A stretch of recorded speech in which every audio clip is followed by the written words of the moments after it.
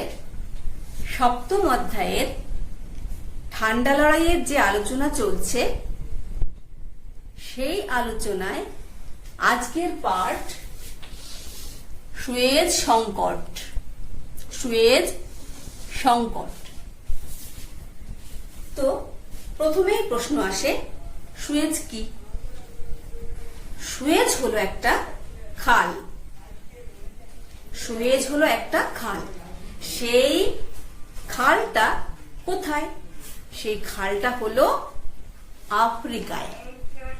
Africa মহাদেশের মিশর নামক যে দেশটা আছে সেই দেশে অবস্থিত। তাহলে আমরা মিশর সম্পর্কে একটু জেনে নিই। প্রথম বিশ্বযুদ্ধের সময় মিশর ব্রিটিশ নিয়ন্ত্রণে ছিল, কিন্তু মিশরের লোকেরা ব্রিটিশদের অধীনতা মেনে নেয়নি। মিশরের লোকেরা ব্রিটিশদের বিরুদ্ধে জাতীয় আন্দোলন শুরু করে। দ্বিতীয় বিশ্বযুদ্ধের পরও মিশর ব্রিটিশদের অধীনে থাকে। তখনও জাতীয় আন্দোলনের তীব্রতা মিশরীয়রা বাড়িয়ে দেয়।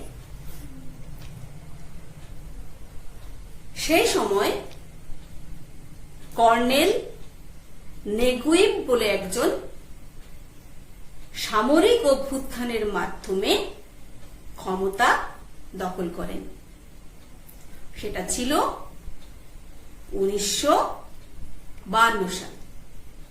1954 সালে তাঁর একজন সহযোগী গামাল আবদেল নাসের তিনি ক্ষমতা দখল করলেন 1954 সালে, এবং 1956 সালে এই নাসের মিশরের রাষ্ট্রপতি নির্বাচিত হলেন। এই নাসেরের সঙ্গে পশ্চিমী শক্তিবর্গের অর্থাৎ ব্রিটেন, ফ্রান্স, আমেরিকা এদের ভালো সম্পর্ক ছিল না।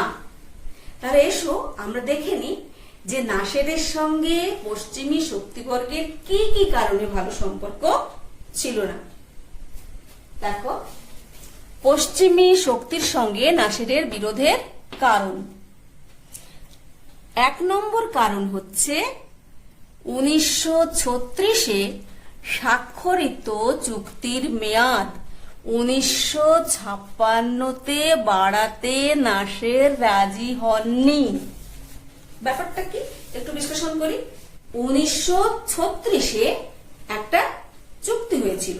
1936 থেকে 1956 পর্যন্ত ব্রিটিশ সেনা মিশরে থাকবে। ব্রিটিশ সেনা মিশরে থাকবে এরকম একটা চুক্তি হয়েছিল। তো 56তে সেই চুক্তির মেয়াদ শেষ হয়ে যায়। তখন ব্রিটেন ওই চুক্তির মেয়াদ আবার বাড়াতে চায়, কিন্তু নাসের রাজি হননি। ফলে ব্রিটেন ক্ষুব্ধ হয়। কেমন? 2 নম্বর, আফ্রিকাস্থ ফরাসি উপনিবেশ আলজেরিয়াতে যখন 1954-এর বিদ্রোহে নাসেরের সাহায্য। আফ্রিকার আলজেরিয়াতে ফ্রান্সের উপনিবেশ। তাহলে আফ্রিকার আলজেরিয়া ফ্রান্সের উপনিবেশ ছিল। সেই উপনিবেশের বিদ্রোহীরা ফ্রান্সের বিরুদ্ধে বিদ্রোহ করছিল। সেই বিদ্রোহে নাসের সাহায্য করছিল। কাদের? আলজেরিয়ার বিদ্রোহীদের নাসের সাহায্য করেছে, যেটা ফ্রান্সের বিরাগের কারণ। তাহলে ইংল্যান্ডের একটা স্বার্থ আছে, ফ্রান্সের একটা স্বার্থ আছে, যার জন্য নাসেরের সঙ্গে তাদের সম্পর্ক মোটেই ভালো না। 3 নম্বর, 1955-র বাগদাদ চুক্তি থেকে নাসেরের দূরে থাকা পশ্চিমী শক্তি পছন্দ করেনি। 1955-তে মার্কিন যুক্তরাষ্ট্র মধ্যপ্রাচ্যে একটা চুক্তি করেছিল। তোমরা আগের ক্লাসে তোমরা জেনেছো সে সম্পর্কে বিস্তারিত। তো সেই চুক্তিতে নাসের যোগ দেয়নি, সেই বাগদাদ চুক্তি থেকে নাসের দূরে ছিল। সেইটা পশ্চিমী শক্তিবর্গের অসন্তোষের কারণ, তারা এটা পছন্দ করছে না। 4, মধ্যপ্রাচ্যে আরব জাতীয়তাবাদ বিরোধী ইসরায়েলের উত্থান নাসের মেনে নিতে পারেনি। মধ্যপ্রাচ্যে আরব জাতীয়তাবাদ বিরোধী একটা শক্তির উত্থান ঘটেছে, এক নতুন দেশের জন্ম হয়েছে। সেই দেশটার নাম হচ্ছে ইসরায়েল বা ইসরায়েল। এটা নাসেরের একেবারে অপছন্দ, অর্থাৎ ইসরায়েলের উত্থান নাসের মন থেকে মেনে নিতে পারেননি। আর ইসরায়েলকে মদত করত ইংল্যান্ড, ফ্রান্স, আমেরিকা। তাহলে বুঝতেই পারছো কেন পশ্চিমী শক্তিবর্গের সঙ্গে নাসেরের সম্পর্ক ভালো নয়। 5, বারবার পশ্চিমী শক্তির কাছে আর্থিক ও সামরিক সাহায্য চেয়ে ব্যর্থ হয়, ফলে রাশিয়ার সাথে তার ঘনিষ্ঠ সম্পর্ক গড়ে ওঠে। নাসের বারবার পশ্চিমী শক্তিবর্গের কাছে আর্থিক সাহায্য চেয়েছে, সামরিক সাহায্য চেয়েছে, কিন্তু তারা কখনো নাসেরকে সে সাহায্য দেয়নি। তার ফলে বাধ্য হয়ে নাসের কি করলেন, সোভিয়েত রাশিয়ার সঙ্গে ঘনিষ্ঠ সম্পর্ক গড়ে তুললেন এবং তার কাছ থেকে যথোপযুক্ত সাহায্য পেলেন। তাহলে এই সমস্ত কারণে নাসেরের সঙ্গে পশ্চিমী শক্তিবর্গের ভালো সম্পর্ক ছিল না। এইবারে আমরা মূল আলোচনাতে যাই, সেটা হচ্ছে সুয়েজ সংকট। সংকট কি? সংকট মানে সমস্যা। তাহলে সুয়েজ খালকে নিয়ে সমস্যা হলো কি? সুয়েজ খালকে নিয়ে কি সমস্যা হলো? সুয়েজ একটা খাল, এই খালটা তৈরি করা হয়েছিল মিশরের মধ্যে দিয়ে, মিশর ভূখণ্ডের মধ্যে দিয়ে এই খালটা তৈরি করা হয়েছিল। কেন? এই খালটা তৈরি করা হয়েছিল পশ্চিম ইউরোপ বা বলা যায় ইউরোপের সাথে প্রাচ্যের, অর্থাৎ পশ্চিমের সাথে, পশ্চিমী দেশগুলির সাথে প্রাচ্যের একটা দ্রুত যোগাযোগ ব্যবস্থা গড়ে তোলার জন্য। অর্থাৎ কম সময়ে ইউরোপের দেশগুলো যাতে এই খালের মধ্যে দিয়ে প্রাচ্যের দেশগুলোর সঙ্গে যোগাযোগ করতে পারে। কি ধরনের যোগাযোগ? অবশ্যই বাণিজ্যিক যোগাযোগ। সেই যোগাযোগ করার জন্য 1859 সালে সুয়েজ খাল খনন করা শুরু হয়। 1859 সালে সুয়েজ খাল খনন কার্য শুরু হয়। 10 বছর ধরে এই কাজ চলে। তারপর 1869 সালে এই খাল দিয়ে প্রথম জাহাজ চলাচল শুরু হয় এবং ইউনিভার্সাল সুয়েজ ক্যানাল কোম্পানি একটা চুক্তির মাধ্যমে 99 বছরের জন্য এই খাল পরিচালনার একটা দায়িত্ব পায়।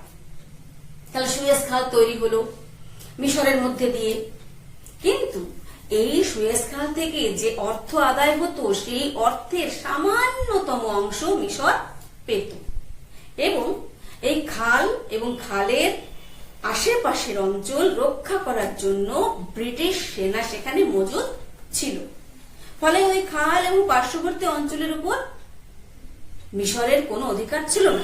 তাই সুয়েজ খাল মিশরের মধ্যে দিয়ে অবস্থিত, তার জন্য সে সামান্য পয়সা পাচ্ছে এবং ওই অঞ্চলের উপরে তার কোনো অধিকার থাকছে না, তাও মেনে নিয়েছে মিশর। গামাল আবদেল নাসের তিনি দেশকে বড় ভালোবাসতেন। তিনি চাইতেন তার দেশ কৃষিতে, শিল্পে, বাণিজ্যে উন্নত হোক। সেই জন্যে তিনি মিশরের নীল নদের উপর আসোয়ান বাঁধ তৈরি করার জন্য তিনি একটা পরিকল্পনা করলেন। আর এই পরিকল্পনা বাস্তবায়িত করার জন্য $1,400 মিলিয়ন খরচ হবে এটা ধরা হলো, ব্যয় ধরা হলো। এই যে এত বিশাল অঙ্কের একটা ব্যয়, তার $70 মিলিয়ন পশ্চিমী শক্তিবর্গ নাসেরকে ঋণ দেবে বলে ঠিক হলো। ইংল্যান্ড, আমেরিকা এবং বিশ্ব ব্যাংক মিলে 70 মিলিয়ন ঋণ দেবে এই আসওয়ান বাঁধ নির্মাণ করার জন্য। কিন্তু বন্ধুরা, দীর্ঘ 1 বছর আলাপ আলোচনার পর ইংল্যান্ড এবং আমেরিকার পরামর্শে বিশ্ব ব্যাংক এই ঋণ প্রস্তাব বাতিল করে দিল। বিশ্ব ব্যাংক কি করলো? ঋণ প্রস্তাব বাতিল করে দিল। সেটা ছিল 1956 20 জুলাই। 1956 20 জুলাই। তো এই যে ঋণ প্রস্তাবটা বাতিল হয়ে গেল, তার জন্য মিশরে একটা প্রবল প্রতিক্রিয়া সৃষ্টি হলো এবং একটা জনরোষ দেখা দিল। এই পরিস্থিতিতে নাসের 26 জুলাই 1956 26 জুলাই সুয়েজ খাল জাতীয়করণ করলেন। সুয়েজ খাল এবং সুয়েজ ক্যানাল কোম্পানি জাতীয়করণ করলেন, জাতীয়করণ বলে ঘোষণা করলেন। এবং তিনি আরো ঘোষণা করলেন সেই সঙ্গে যে সুয়েজ খাল থেকে যে অর্থ আদায় হবে সেই অর্থ দিয়ে তিনি আসওয়ান বাঁধ নির্মাণ করবেন। অর্থাৎ সুয়েজ ক্যানাল কোম্পানি থেকে যা অর্থ পাওয়া যাবে সেই অর্থ দিয়ে তিনি আসওয়ান বাঁধ নির্মাণ করবেন। আর সুয়েজ ক্যানাল কোম্পানিতে যে সমস্ত বিদেশিদের শেয়ার রয়েছে তাদেরকে প্রচলিত বাজার দর অনুযায়ী, মানে সেই সময় যা দাম সেই অনুযায়ী ক্ষতিপূরণ দেওয়া হবে। তিনি আরো ঘোষণা করলেন যে সমস্ত দেশের জাহাজ ওই খাল দিয়ে চলাচল করতে পারবে, এক্সেপশনাল ইসরায়েল। একদম পরিষ্কার বলে দিলেন, ইসরায়েল বাদে সমস্ত দেশের জাহাজ সুয়েজ খাল দিয়ে চলাচল করতে পারবে। এই যে তার ঘোষণা, এই ঘোষণা হবার সঙ্গে সঙ্গে সারা বিশ্বে প্রবল একটা আলোড়ন শুরু হলো। উইলফ্রেড ন্যাপ নামে একজন ঐতিহাসিক তিনি বলছেন যে এই সুয়েজ জাতীয়করণের ঘোষণায় পশ্চিমী শক্তিবর্গ ভীত হয়ে গেল তারা, এবং তারা বিরোধিতা করতে লাগলো। আর একটা কর্মতৎপরতাও শুরু হয়ে গেল। তাদের মধ্যে ভীতি এবং বিরোধিতা আর কর্মতৎপরতা শুরু হয়ে গেল।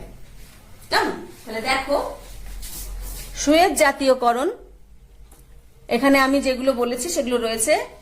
খাল খনন শুরু হয় 1859, 69 খাল চালু হয়।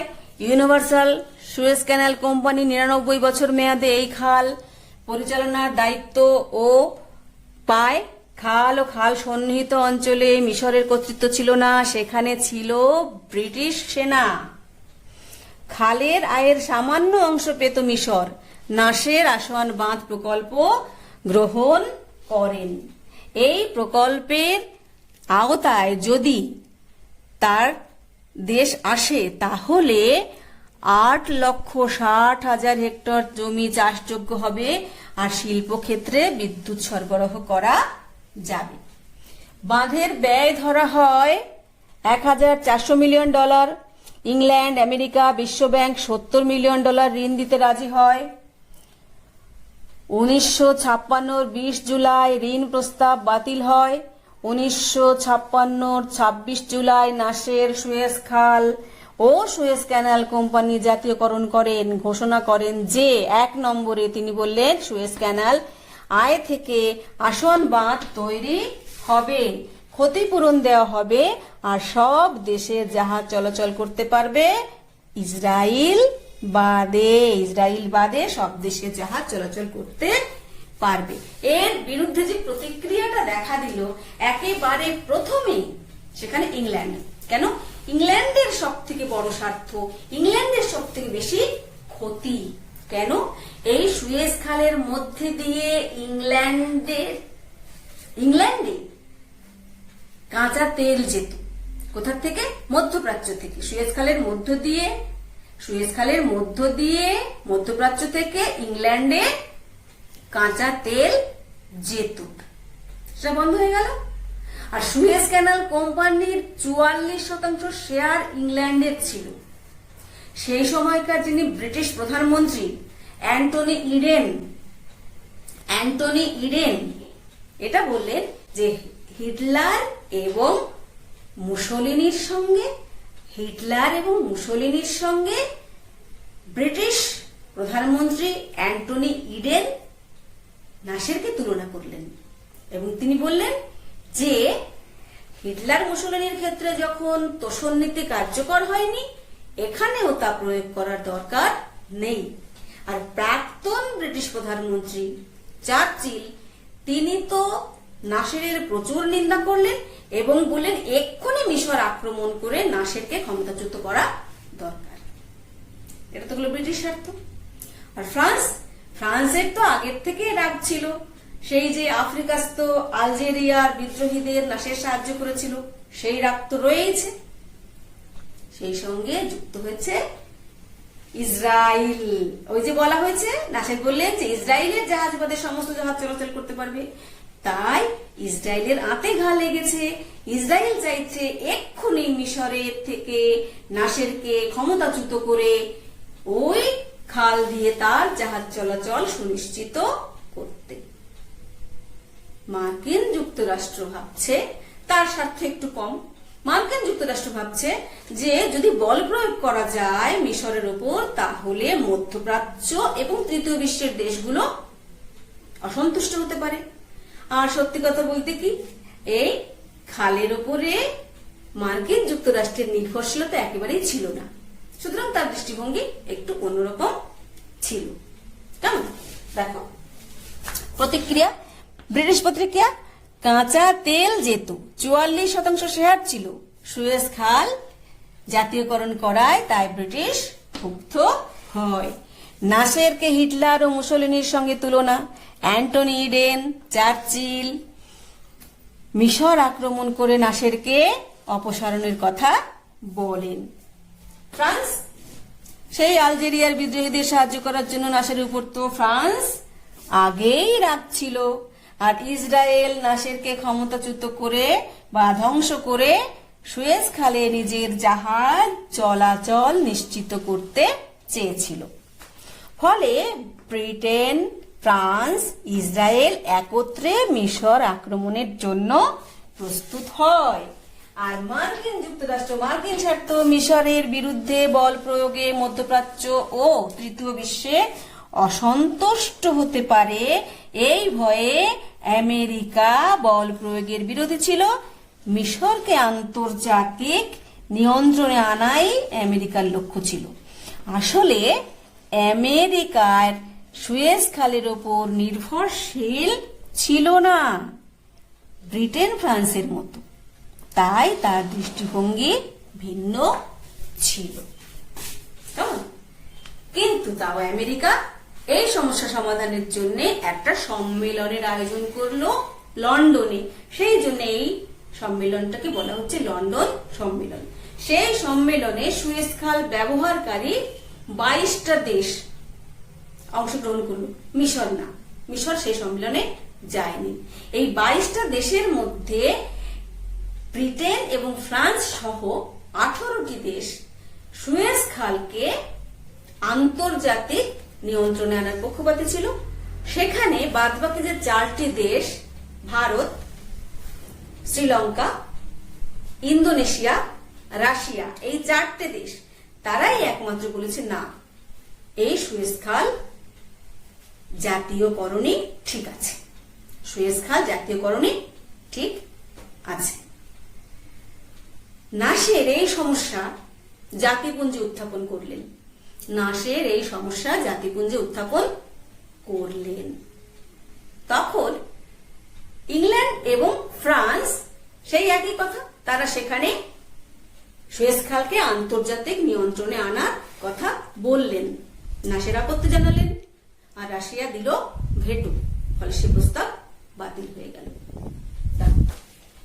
লন্ডন সম্মেলন মার্কিন উদ্যোগে সুয়েজ খাল ব্যবহারকারী 22টি দেশ লন্ডনে এক সম্মেলনে বসে। ব্রিটেন, ফ্রান্স সহ 18টি দেশ আন্তর্জাতিক নিয়ন্ত্রণের কথা বলে। রাশিয়া, ভারত, শ্রীলঙ্কা, ইন্দোনেশিয়া জাতীয়করণের পক্ষে থাকে। নাসের এই সমস্যা 5 অক্টোবর জাতিপুঞ্জে পেশ করলে ব্রিটেন, ফ্রান্স সেই আন্তর্জাতিক নিয়ন্ত্রণের কথা বলে। নাসের আপত্তি জানায় ও রাশিয়া ভেটো প্রয়োগ করলে এ প্রস্তাব বাতিল হয়ে যায়। এইবার কি হবে? এইবারে ব্রিটেন, ফ্রান্স, ইসরায়েল মিলে একটা গোপনে মিশর আক্রমণের পরিকল্পনা করছে। ইসরায়েলকে ইংল্যান্ড, ফ্রান্স বলল যে তুমি প্রথম মিশরের মধ্যে দিয়ে সিনাই উপত্যকা আক্রমণ করবে। আমরা তখন, মানে ইংল্যান্ড আর ফ্রান্স মিলে, আমরা তখন তোমাকে আর মিশরকে চরমপত্র দেব। তুমি সেই চরমপত্রের জবাব দেবে না। তখন আমরা ওই খাল রক্ষা করার জন্য ওই ব্যাপারে হস্তক্ষেপ করব। গোপন সলা পরামর্শ। এই পরামর্শ অনুযায়ী ইসরায়েল কি করলো? একদম মিশর আক্রমণ করে বসলো। এবং এই যে মিশর আক্রমণ করে বসলো, যখনই ইসরায়েল তার কয়েক ঘন্টার মধ্যে নিরাপত্তা পরিষদে এই সমস্যাটা উত্থাপিত হলো। সেখানে ইংল্যান্ড, ফ্রান্স কি করলো? ভেটো দিল এবং তারা যুদ্ধ চালিয়ে যেতে লাগলো। এমনকি ইংল্যান্ড, ফ্রান্স কি করলো? মিশরের উপরে বোমা বর্ষণ করলো।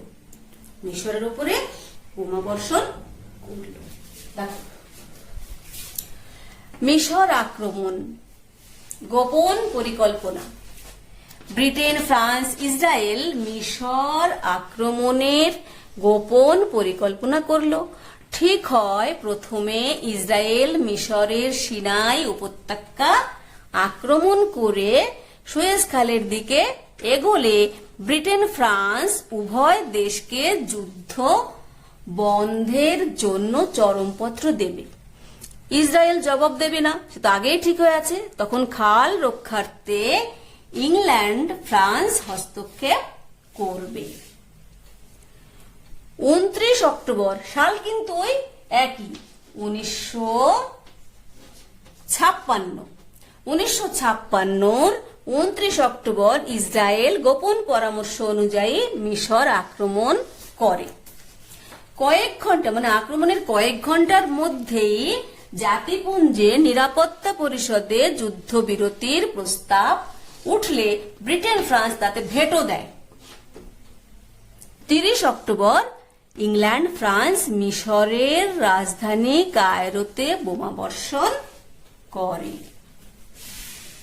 মিশরের রাজধানী কায়রোর উপরে বোমা বর্ষণ করছে। তাহলে ইংল্যান্ড, ফ্রান্স এবং ইসরায়েল একত্রে মিশর আক্রমণ করছে, যুদ্ধ চলছে। এই অবস্থায় জাতিপুঞ্জের সম্মিলিত জাতিপুঞ্জের সাধারণ সভা ওই একই বছর 2রা নভেম্বর যুদ্ধবিরতির আবেদন জানায়। কিন্তু ইংল্যান্ড, ফ্রান্স মান্য না করে 5 নভেম্বর ইংল্যান্ড, ফ্রান্স মিশরে প্যারাশুট বাহিনীর আক্রমণ চালায়।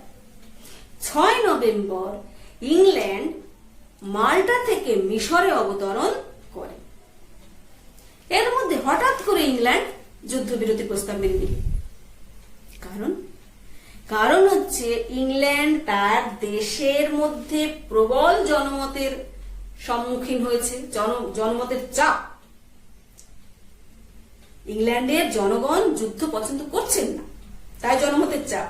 তাই ঘরে এবং বাইরে, অভ্যন্তরে এবং বহির্দেশে, বিদেশ থেকে এই চাপের সম্মুখীন হয়ে ইংল্যান্ড বাধ্য হলো যুদ্ধবিরতি করতে।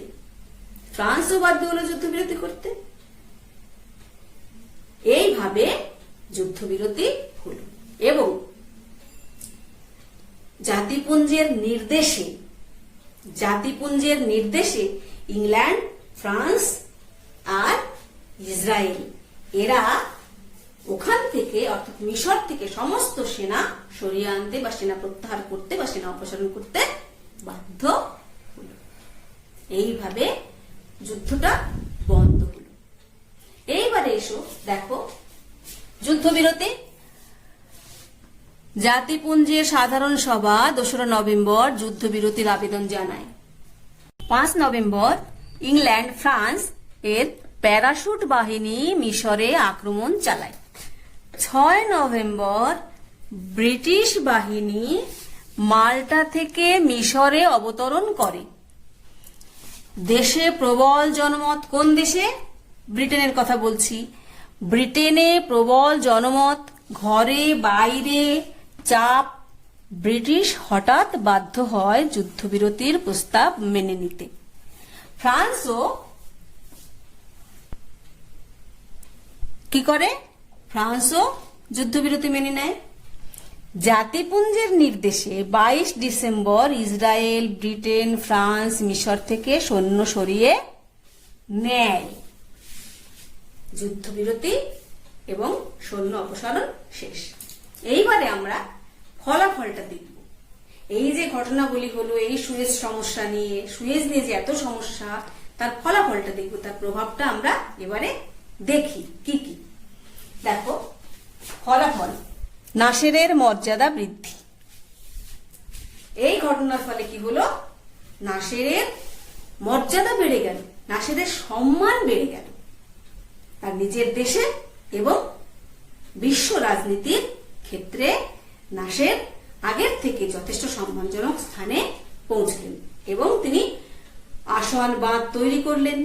তার দেশের উন্নয়নের কাজে তিনি অগ্রসর হলেন। কেমন?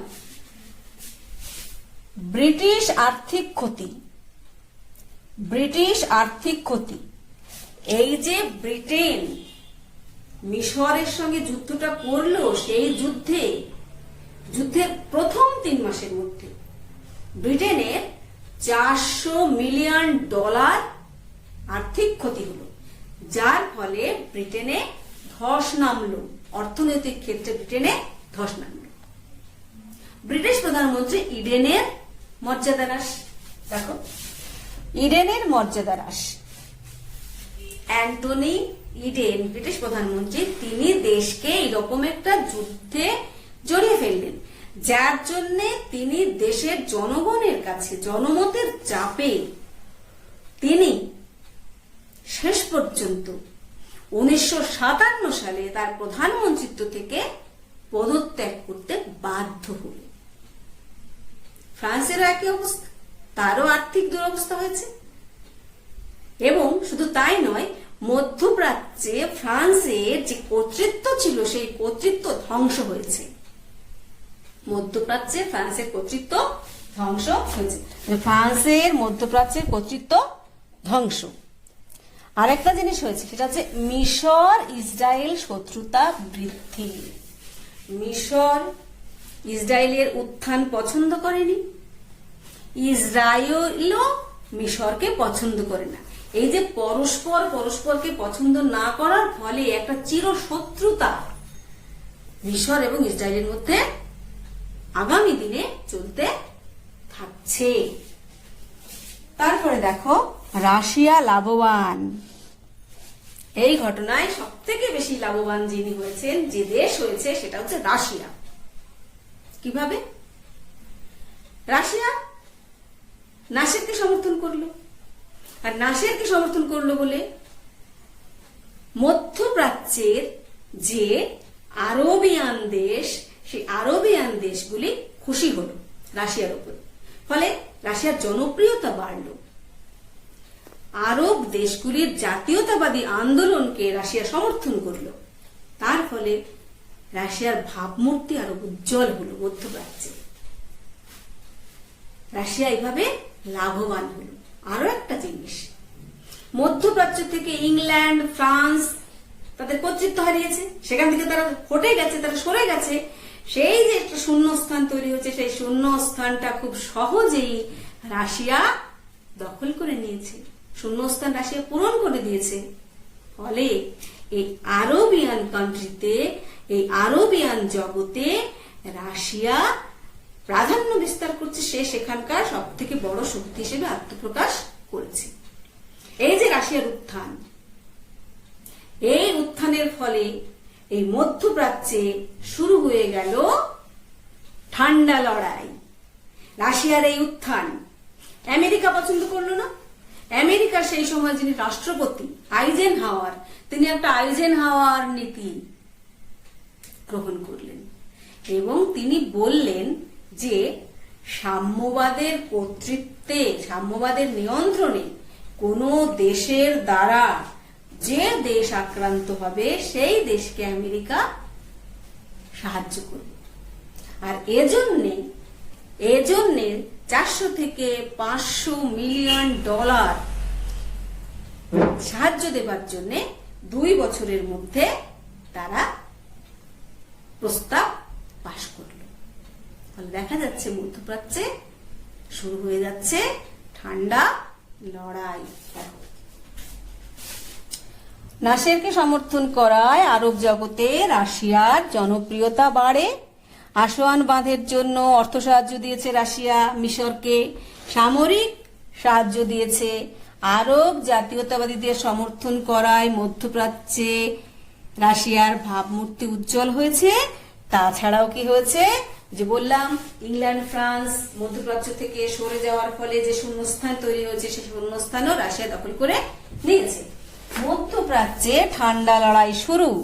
আইজেনহাওয়ার নীতি অর্থাৎ মার্কিন প্রেসিডেন্ট, তিনি মধ্যপ্রাচ্যে, আইজেনহাওয়ার মধ্যপ্রাচ্যে রাশিয়ার অগ্রগতি রোধ করার জন্য আইজেনহাওয়ার নীতি তিনি ঘোষণা করেন, আইজেনহাওয়ার নীতি ঘোষণা করেন এবং তিনি বলেন যে আন্তর্জাতিক সাম্যবাদের দ্বারা নিয়ন্ত্রিত কোন দেশ, সেই কোন দেশ মানে কাকে ইন্ডিকেট করা হচ্ছে?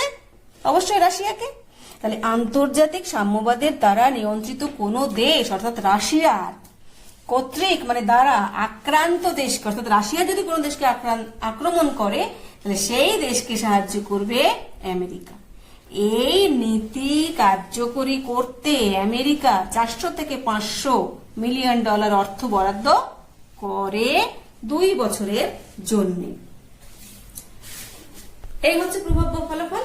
তো এই সুয়েজ সংকটের ব্যাপারে ভারতবর্ষ সেই সময় একটা বেশ গুরুত্বপূর্ণ ভূমিকা নিয়েছিল। কি কি ভূমিকা নিয়েছিল সেটা আমরা সংক্ষেপে একটু এখানে দেখে নিই। ভারতের ভূমিকা, ভারত চাইছে খাল উন্মুক্ত রাখতে, বলে ভারতের প্রয়াস খাল উন্মুক্ত রাখার প্রয়াস। খাল, সুয়েজ খাল মিশরের সার্বভৌমত্ব, সুয়েজ খালে মিশরের সার্বভৌমত্ব যাতে থাকে সে চেষ্টাও ভারত করেছে। আর যোগসূত্র রক্ষাকারীর ভূমিকা এবং যুদ্ধ বিরতিতেও ভারত ভূমিকা গ্রহণ করেছে। আর কি করেছে? মিশর আক্রমণের নিন্দা করেছে। যখন মিশর আক্রমণ করেছিল ইংল্যান্ড ফ্রান্স এবং ইসরায়েল, তখন সেই মিশর আক্রমণের ভারত নিন্দা করেছে। আর একটা জিনিস করেছে ভারত, সেটা হচ্ছে ভারত জাতিপুঞ্জের শান্তি রক্ষাকারী বাহিনী হিসাবে মিশরে সেনা পাঠায়। এই ছিল ভারতের ভূমিকা এই সুয়েজ সংকটের ব্যাপারে। তাহলে আমাদের আলোচনা আমরা আজকে এখানেই শেষ করলাম। সুয়েজ সংকট, যদি তোমরা উপকার পেয়ে থাকো অবশ্যই লাইক করবে, শেয়ার করে অন্য বন্ধুদের সাহায্য পেতে, উপকার পেতে সাহায্য করবে।